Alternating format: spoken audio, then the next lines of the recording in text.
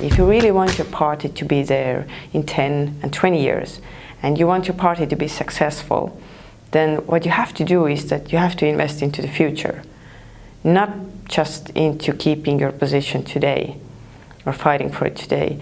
And investing in future means investing in the youth, investing to women also. Of course, don't forget men. Everybody needs to be educated. But if you really want to create that balance, you have to want to have a better society, then bring women in, encourage them. I think if you want to attract young women to politics, then mentoring is very important. That you would have somebody from time to talk to. You don't have to call them mentors. You can just have a friend who maybe a little bit gives an advice how to go further. So I think creating some kind of a mentoring system in the party is a very good idea. Also trainings. And also, I guess, the values that the party presents, they actually need to be attractive to youth. My perspective is that nowadays, with the advent of technology, women have all the assets needed to get inspired for communities, both online and offline, and subsequently use the online to connect with people and then see themselves in what we may call real life in offline. I think this is a huge boost in trust when you get to see role models. Of course, we periodically have the feeling in a 24/7 media craze, you sometimes have the feeling that everything is messy.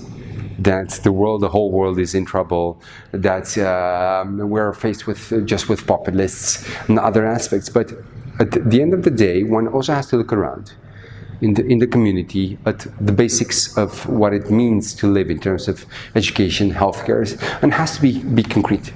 I think that women have a great capacity to periodically be concrete.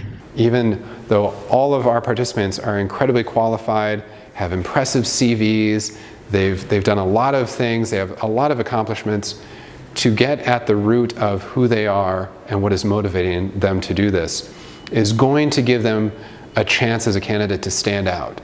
It's going to be different. They're going to sound different. They're going to act different. They're going to look different than all of the other traditional politicians in their country.